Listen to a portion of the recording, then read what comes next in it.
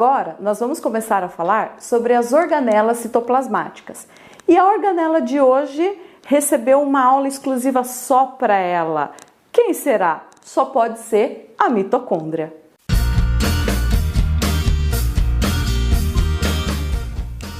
As mitocôndrias são organelas celulares muito temida pelos alunos porque elas estão relacionadas com o processo de respiração celular aeróbia, aquele que deixa você de cabelo em pé. Nós não vamos falar sobre o processo da respiração celular aeróbia hoje. Nós vamos falar apenas da mitocôndria, ok? Então, fica tranquilo. Vamos começar a entender essa organela, vamos começar a perder o medo dela aí. Bem, a mitocôndria está presente em todas as células do tipo eucarionte que apresentam respiração aeróbia, ou seja, aquele tipo de respiração que utiliza oxigênio para gerar energia. Bem, já falei aí para vocês a palavrinha energia. E o que a mitocôndria faz na nossa célula? Síntese de energia. Então, gente, falou de energia, falou de mitocôndria. Vamos começar conhecendo a carinha da mitocôndria? Vamos ver como ela é. Olha só, pessoal, essa é a mitocôndria, responsável pela síntese de energia no nosso organismo.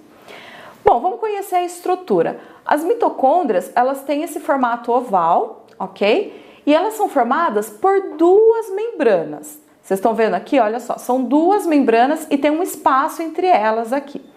Essa, pessoal, é a membrana externa da mitocôndria, tá? E essa aqui, olha só, é a membrana interna, essa que faz toda essa curvatura aqui dentro da mitocôndria. Então, membrana externa e membrana interna. O nome dessas curvas aqui da membrana interna é cristas mitocondriais. Então, essas são as cristas mitocondriais. E essa parte interna aqui, olha só, recebe o nome de matriz mitocondrial. Bom, dentro da mitocôndria, pessoal, é onde vai acontecer o processo de síntese de energia. Como é que é isso? Então, as nossas células possuem mitocôndrias, tá? E as mitocôndrias, elas estão presentes em número variável, de pessoa para pessoa, de célula para célula. Como funciona isso? Bom, gente, imagina só que você tem uma pessoa sedentária que faz o seguinte, vai para a escola, assiste aula lá sentadinho, sai da escola, chega em casa, liga o Netflix, come Ruffles, né, dá uma dormidinha à tarde e aí assiste mais um pouco de Netflix, vai dormir, o dia seguinte está na escola e vai repetindo essa rotina. Agora você imagina a rotina de uma pessoa, um atleta, como por exemplo o Anderson Silva, que faz treinos intensos, né, de luta, de vários tipos de artes marciais. Imagina só, durante um dia, durante 24 horas, quem vai ter consumido mais energia? Né? Aquela pessoa sedentária do Netflix ou o Anderson Silva? Não precisa nem pensar muito, né, pessoal? O Anderson Silva. Mas assim, você pode se comparar, por exemplo, não com um atleta de ponta, mas com qualquer pessoa que seja mais ativa.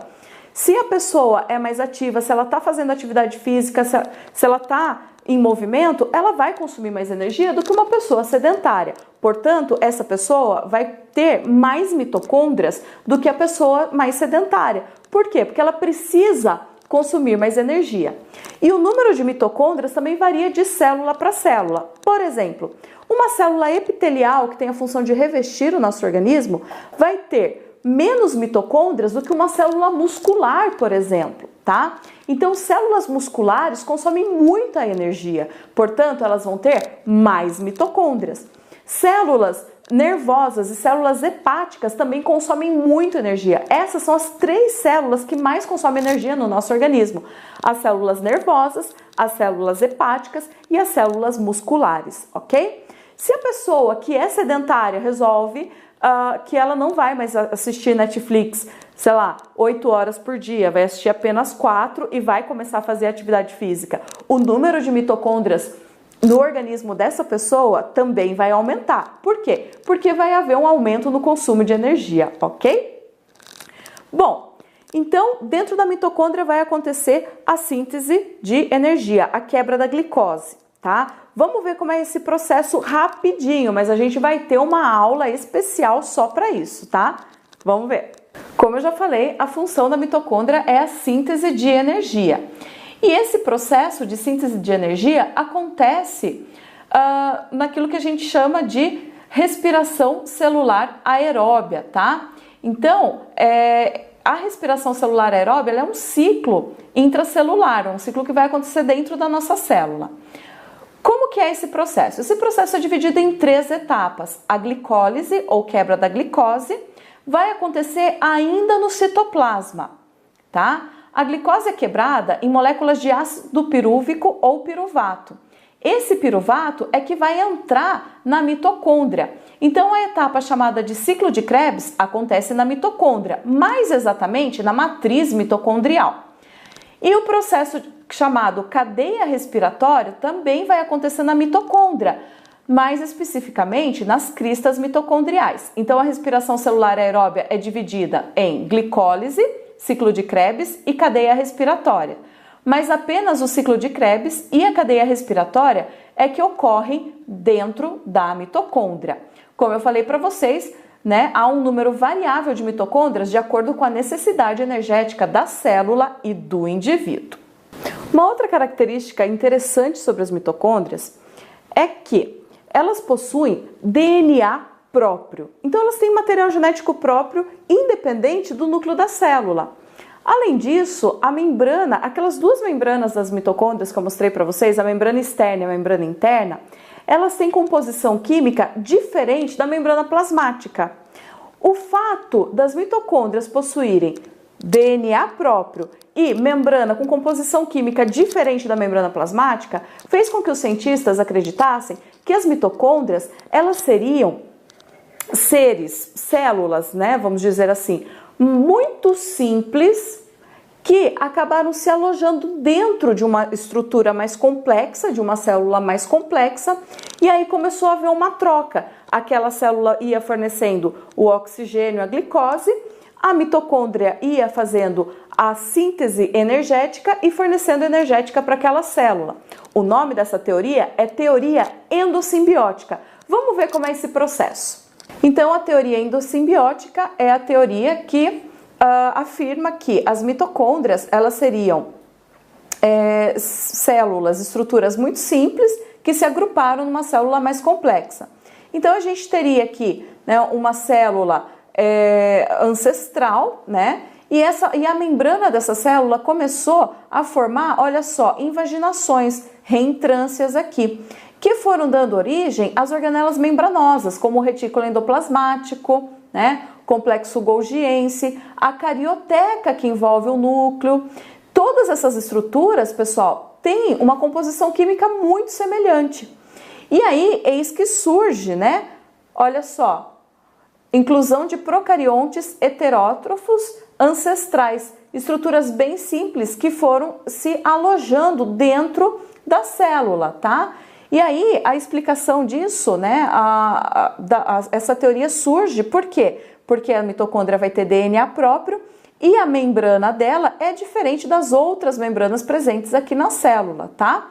Essa teoria também se aplica para a origem dos cloroplastos, tá? Os cloroplastos também têm DNA próprio, tá? Também tem uma composição química diferente, né, do restante da célula vegetal e aí também se aplica a teoria endossimbiótica para os cloroplastos. Então, teoria endossimbiótica diz que as mitocôndrias seriam originalmente estruturas mais simples que se alojaram no interior de células mais complexas, estruturas mais complexas, tá? Teoria endossimbiótica é para a mitocôndria e para o cloroplasto.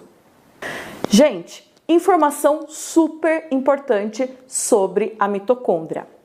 Todas as mitocôndrias são de origem materna, isso mesmo. Cada mitocôndria que você tem no seu corpo, em cada uma das suas células, você herdou da sua mãe, tá?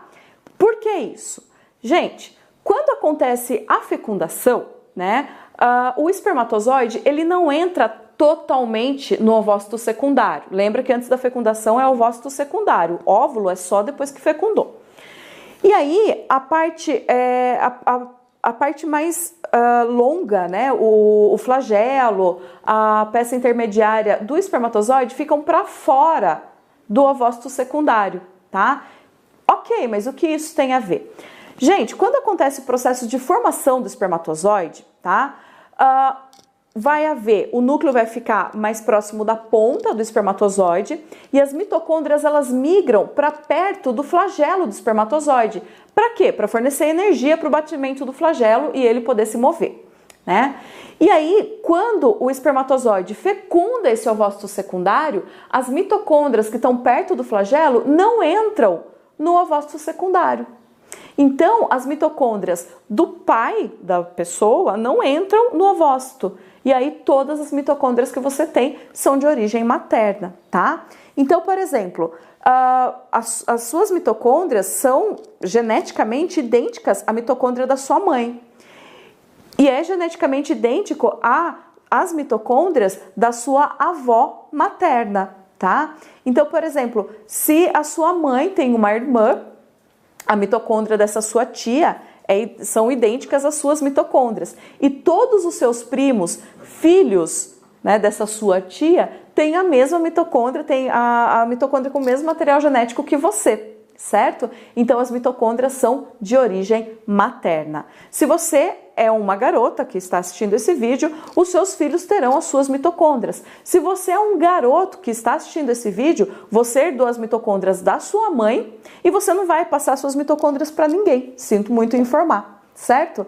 Vamos dar uma olhada na estrutura do espermatozoide e numa questãozinha que caiu há pouco tempo no Enem a respeito desse assunto. Bom, pessoal, vamos começar então entendendo como que é a estrutura do espermatozoide, tá? Então, olha só. Aqui, nessa parte, nós temos a cabeça do espermatozoide, que contém o acrossoma, que é uma vesícula formada a partir do complexo golgiense, que contém enzimas digestivas. Essas enzimas, elas ajudam a perfurar a parede do ovócito secundário na hora da fecundação, tá? E aqui nós temos, ela é chamada de acrossoma ou acrossomo, tá? As duas maneiras estão corretas. Aqui, olha só, o núcleo contém o DNA paterno, tá? O DNA correspondente a 23 cromossomos do pai. E aqui a peça intermediária. Quem temos aqui na peça intermediária? As mitocôndrias. Então as mitocôndrias ficam alojadas na peça intermediária para fornecer energia para o batimento do flagelo. Bom, tendo isso em mente, vamos ver essa questão que caiu no Enem há um tempinho atrás. Então, olha só, coloquei aqui para reforçar para você de novo, todas as mitocôndrias são de origem materna. Para a identificação de um rapaz vítima de acidente, fragmentos de tecidos foram retirados e submetidos à extração do DNA nuclear, ou seja, o DNA do núcleo da célula. Para comparação com o DNA disponível dos possíveis familiares, pai, avô materno, avó materna, filho e filha. Como o teste de DNA nuclear não foi conclusivo, os peritos optaram por usar também DNA mitocondrial para dirimir dúvidas. Gente, essa palavra dirimir existe, tá? E significa anular. Para identificar o corpo, os peritos devem verificar se há homologia, né, ou seja, semelhança, entre o DNA mitocondrial do rapaz e o DNA mitocondrial de quem? Bom, sabendo que todas as mitocôndrias são de origem materna e temos aqui um rapaz, nós já anulamos filho e filha. Por quê? Porque ele nunca vai passar as mitocôndrias dele para ninguém.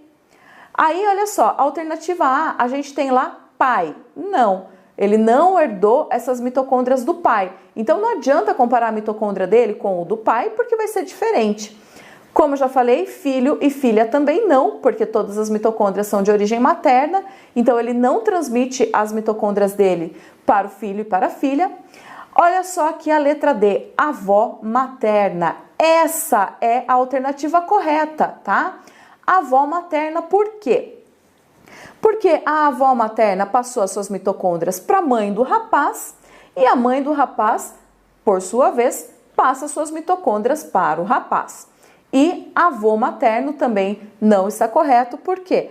Porque os homens não passam as suas mitocôndrias para os descendentes. Então a resposta correta é a letra D de doença. Bom, gente, essa foi a aula sobre mitocôndrias. Fica tranquilo que o processo de respiração celular aeróbia a gente vai ver com mais calma logo logo, tá ok? Espero que tenha ajudado vocês aí nos seus estudos. Se você gostou desse vídeo, dá o seu gostei aí, compartilha com os seus amigos, se inscreva no canal e um grande abraço e até a próxima!